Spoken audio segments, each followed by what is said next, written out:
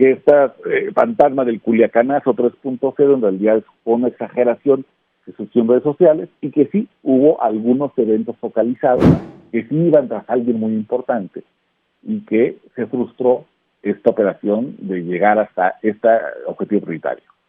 Le aprecio muchísimo a Óscar Valderas que me tome esta comunicación. Hermano querido, te mando un abrazo. ¿Cómo estás? Hermano, qué gusto saludarte, buen día.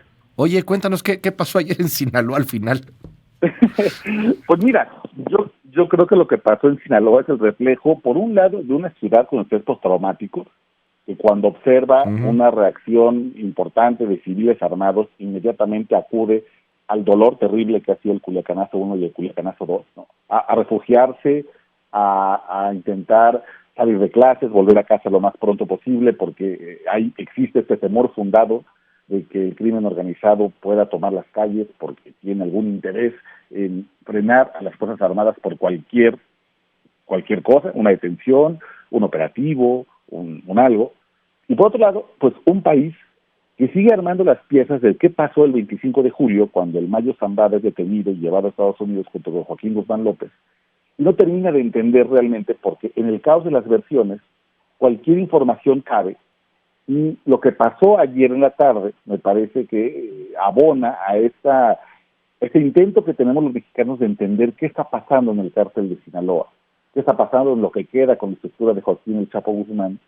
Y entonces, a partir de algo como terrible, como lo que vimos ayer, que son bloqueos en la zona norte de Culiacán, ponchallantas en la zona sur del estado, una serie de eventos muy violentos, pues tratamos de hacernos una idea de qué es lo que pasó.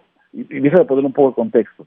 Horas antes de que nos diéramos cuenta de todo lo que estaba pasando en Culiacán, la Fiscalía General de la República emite un comunicado en el cual reconoce que no tiene certeza de la ubicación de Ovidio Guzmán, ¿no? Dice, pues hasta donde sabemos y la información que tenemos de Estados Unidos es que no tenemos claridad de si sigue bajo custodia de Estados Unidos o si sigue vigilado, supervisado por alguna autoridad.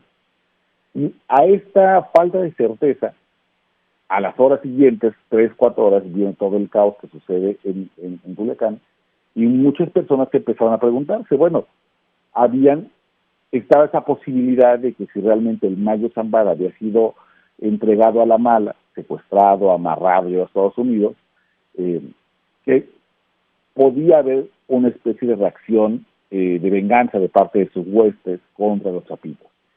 Y que esa reacción se desató ayer, ¿no? Por una supuesta detención de Iván Archibaldo. Lo que hoy sabemos ya con las horas que han sucedido es que realmente no hubo ninguna detención. Tanto la CEMAR, la Sedena y el propio gobernador Roberto Chamocha confirman que no hay arrestos de ningún tipo, que realmente fue una especie de reacción por parte del crimen organizado muy focalizado en la zona norte, que se desata a partir de un enfrentamiento entre civiles armados y fuerzas federales, y que por el momento realmente no sucedió nada grave, ¿no? Que esta fantasma del Culiacanazo 3.0 en realidad es una exageración que surgió en redes sociales y que sí hubo algunos eventos focalizados, pero que nada grave. Lo que también sabemos hoy, especialmente por la falta de información oficial, es que sí se hizo un operativo militar, que sí iban tras alguien muy importante, y que se frustró esta operación de llegar hasta este objetivo prioritario. Y lo que mis fuentes me comentan, hermano, es que esta persona es un joven que le apodan el 27, o la Perris o el Perris, y es el actual jefe de seguridad de los Chapitos, y él está acusado, ni más ni menos, fíjate, de haber sido el que amarró al Mayo Zambada el 25 de julio. El traidor a la patria. Exacto. Casi, ¿no? Ajá. Y el que lo inmoviliza para llevarlo a Estados Unidos.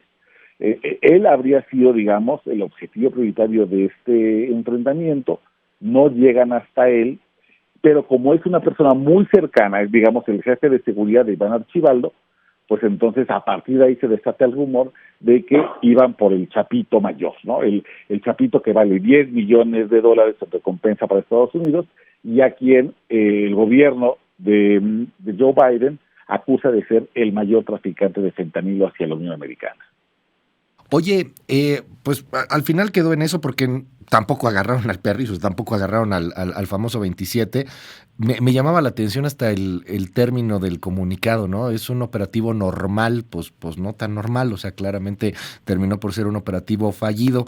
Yo quisiera preguntarte también, Oscar, sobre algo que ha sucedido hace unas horas, la liberación ya en los Estados Unidos de Osiel Cárdenas Guillén. Muchos no recuerdan o no saben quién fue Osiel Cárdenas Guillén. Estamos recomendando desde hace un rato pues tu pieza en Territorio Rojo en YouTube. Busque ahí en YouTube, Territorio Rojo, Osiel Cárdenas Guillén.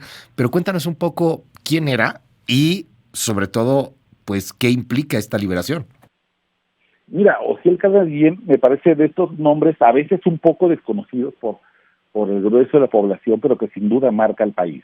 Él fue el líder en los años 90 y principios de los años 2000 del Cártel del Golfo, y es quien en su cabeza crea la idea de que el Cártel del Golfo tiene que tener su propia Guardia Armada y que tiene que ser la especialidad de los soldados de élite. Así que es quien crea o ordena que 32 soldados de élite del ejército mexicano, desertores evidentemente, se unan a una guardia paramilitar del Cártel del Golfo, y a quienes por el color del uniforme, que es un azul Z, se llaman los Zetas. Y evidentemente ya después de ahí sabemos que toda una serie de atrocidades se desatan por esta idea de que militares muy bien entrenados por el gobierno mexicano, pero también por el gobierno de Estados Unidos y por otros gobiernos, se hagan cargo de la seguridad de un cártel tan poderoso como el Cártel del Golfo, que después se rebelan, crean su propia estructura y generan un baño de sangre en el norte del país que hoy lamentablemente seguimos sufriendo.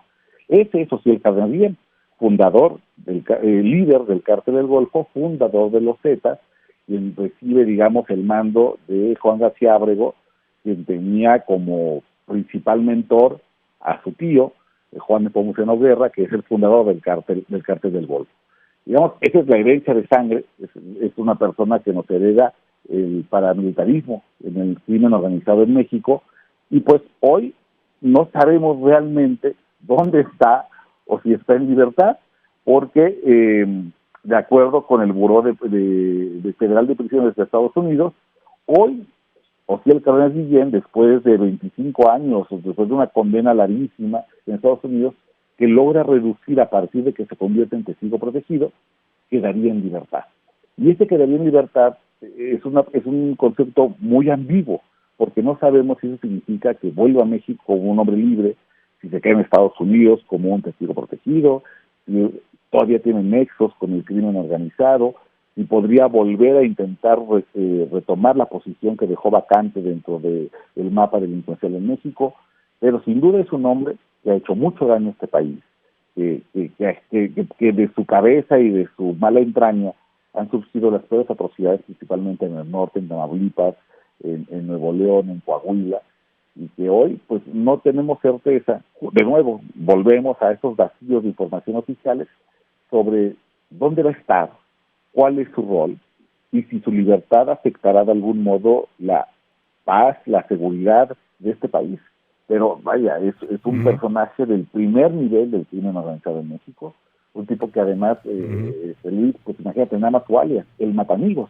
Él se gana este apodo justamente por la capacidad o la incapacidad de sentir cualquier tipo de empatía, incluso por su gente más cercana, aficionada a sus compadres, a sus amigos, a su gente más cercana, nada más porque lo veían feo, porque no le gustaba cómo le contestaban, de ese nivel de violencia. Y a partir de ahí, pues construye una de las estructuras criminales más terribles que hayamos conocido en México.